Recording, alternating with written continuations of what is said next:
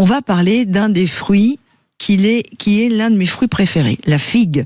Je vous emmène à Solliès, parce que c'est là-bas que l'on fait la vraie bonne figue de France. Bonjour Patrick Blancon. Bonjour Laurence. Alors, enchanté de vous écouter, je vous reçois bien. Ah, bah écoutez, vous êtes au soleil de Solliès, hein, on est pas très loin de Toulon. Qu'est-ce que j'aime, on est à Solliès-Pont, vous, hein, exactement dans le Var. Tout à fait, capitale de la figue, figue Solliès AOP, seule figue reconnue AOP en France. Parlez-nous de ces figues-là, parce que moi, pour le coup, je m'en ferai, excusez-moi l'expression, entre guillemets, péter la panse. Qu'est-ce que j'aime ça. C'est ce qu'il faut, parce que surtout cette année, elles sont extraordinairement goûteuses, avec justement les températures qu'il fait, je veux dire. Alors, elles sont pas spécialement très grosses en volume, en calibre, parce que bon, la chaleur bloque un petit peu le développement du fruit, comme la fraîcheur, c'est la même chose.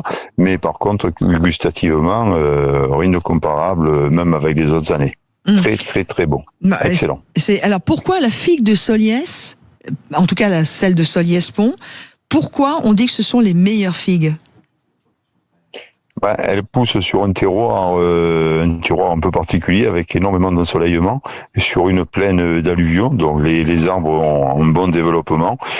Et donc on a une production qui s'étale sur environ 2 mois et demi. Voilà, sur 15 communes, oui. Alors, quand on parle du terroir, on a la sensation qu'on parle que du sol, mais non, il y a aussi la météo, le sol est important, évidemment. L'histoire de la figue à Solliès, ça remonte aux Romains? Ça remonte à avant? Ça remonte très loin, effectivement, l'histoire de la figue. Bon, avant, c'est vrai que elle était moins demandée, mais depuis que il y a l'appellation AOC dans un premier temps, en 2006, la première appellation était là aussi en 2006 et 2011, l'appellation AOP.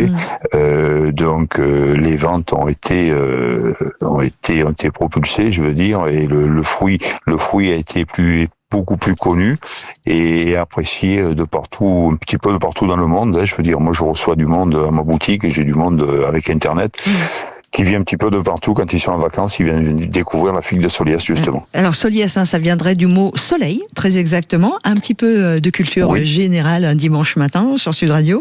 D'ailleurs, le bassin de Solliès, je crois de mémoire, est décrit comme le jardin de Provence. Hein. Véritable jardin de la Provence, c'est ça. C'est un jardin où il y a beaucoup de choses qui poussent, effectivement. On a le Gapeau qui irrigue qui passe à travers notre commune et qui irrigue donc les parcelles. Le canal de Provence également maintenant. Je veux dire, bon, les temps ont changé, mais c'est vrai que c'est propice à toutes sortes de cultures. Je veux dire, à partir du moment où il y a de l'eau, on peut cultiver. C'est clair. Et de l'eau et du soleil. Patrick Blancon, vous qui êtes, j'allais dire, éleveur de figues de Solliès, producteur de figues de Solliès. Pour vous, la meilleure façon de la manger, c'est quoi? Parce que alors il y a eu un débat, là, il y a eu une battle dans le studio, avec ou sans la peau? Moi, je la consomme avec la peau. Je veux dire, c'est le fruit. Je veux dire, on le consomme avec la peau à partir du moment où il est mûr. D'ailleurs, la peau, elle est beaucoup plus fine et plus digeste. Je veux dire, voilà. Ouais, mais vous faites de la figue violette. Hein. J'ai une amie dans le studio là qui s'appelle Dominique, qui dit mais la figue verte ou blanche, peut-être des fois, selon sa maturité, faut enlever la peau.